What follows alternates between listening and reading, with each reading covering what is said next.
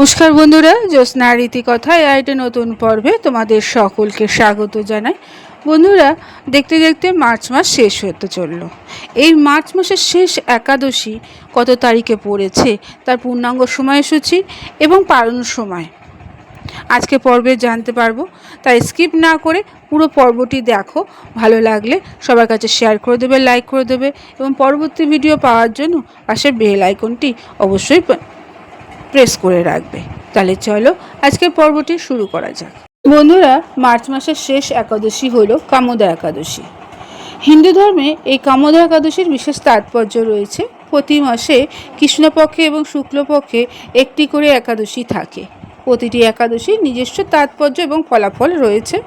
চৈত্র মাসের শুক্লপক্ষের একাদশীকে যেহেতু কামোদা একাদশী বলা হয়, ধর্মীয় বিশ্বাস অনুসারে এই দিনে যথাযথ আচার অনুষ্ঠানের সঙ্গে ভগবান বিষ্ণুর পুজো এবং উপবাস করলে জীবনে দুঃখ কষ্ট দূর হয়, ধন সম্পত্তি সুখ সমৃদ্ধি লাভ হয়। এর পাশাপাশি মনের অনেক মনোবাঞ্ছা পূরণ হয়। কামোদা একাদশী কান্তা একাদশী নামেও পরিচিত।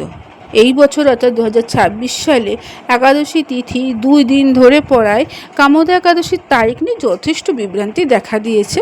তাই আসো বন্ধুরা, আজকের পর্বে এই কামোদা একাদশীর সঠিক তারিখ, শুভ সময়, উপবাস ভঙ্গের নিয়ম জেনে নিই। বন্ধুরা, চৈত্র মাসের শুক্লপক্ষে একাদশী তিথিটি শুরু হবে আগামী 28শে মার্চ 2026 সকাল 8:45 এবং শেষ হবে 29শে মার্চ 2026 সকাল 7:46। অতএব 2026 সালে কামোদা একাদশী পালিত হবে আগামী 29শে মার্চ।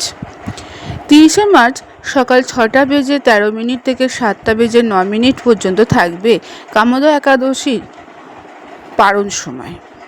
এই সময়ের মধ্যে উপবাস ভঙ্গ করতে হবে। তবে বন্ধুরা, এই কামোদা একাদশীতে কয়েকটি শুভযোগও তৈরি হয়েছে। যেমন অভিজাত মুহূর্ত। এই অভিজাত মুহূর্ত থাকছে বেলা 12:01 থেকে বেলা 12:50 পর্যন্ত। বিজয় মুহূর্ত থাকছে দুপুর 2:29 থেকে দুপুর 3:19 পর্যন্ত। গোধূলি মুহূর্ত থাকছে সন্ধ্যে 6:36 থেকে সন্ধ্যে 6:59 পর্যন্ত। অমৃতকাল থাকছে বেলা 1:02 থেকে দুপুর 2:38 পর্যন্ত। বন্ধুরা, হিন্দু ধর্মের প্রতিটি একাদশী নামে এক একটি অর্থ রয়েছে। এর আগের একাদশীটি ছিল পাপমোচনী একাদশী, যার অর্থ হলো সকল পাপ থেকে মুক্তি হওয়া। আর এই কামোদা একাদশীর কথার অর্থ হলো ইচ্ছে পূরণকারী একাদশী। যদি এই ব্রত গ্রহণ করো তাহলে যথাযথ আচার অনুষ্ঠান সহকারে ব্রত পালন করলে ভগবান বিষ্ণু আশীর্বাদে তোমার সমস্ত মনোবাঞ্ছা পূর্ণ হবে। এরপরে বন্ধুরা, এই একাদশীতে কি কি পুজোর উপকরণ লাগে তা জানবো। ভগবান বিষ্ণুর ছবি বা মূর্তি, হলুদ বস্ত্র, হলুদ ফুল, তুলসী পাতা, ধূপ, প্রদীপ, চন্দন, অক্ষত, পঞ্চমেব, ফল, সুপারি প্রভৃতি দ্রব্য একাদশী পুজো করতে লাগবে। এছাড়া এই ব্রত কথা, এই পুজো করার সময় ব্রত কথা শুনতে হবে, অর্থাৎ পুজোর শেষে ব্রত কথা পাঠ করে একাদশীর ব্রত পালন করতে হবে। যারা এই ব্রত পালন করবে তারা খুব ভোরবেলায় উঠে স্নান করে পরিষ্কার পোশাক পরে একাদশীর ব্রত সংকল্প নিতে হবে।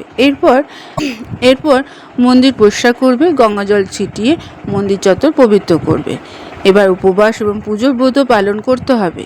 ভগবান বিষ্ণুর ছবি বা মূর্তি স্থাপন করতে হবে একটা নির্দিষ্ট জায়গায়। তারপর ধূপ প্রদীপ জ্বালিয়ে তাকে আরতি করতে হবে, পুজো করতে হবে। হলুদ ফুল নিবেদন করবে এবং অক্ষত ও চন্দনের সাথে তুলসী পাতা নিবেদন করবে।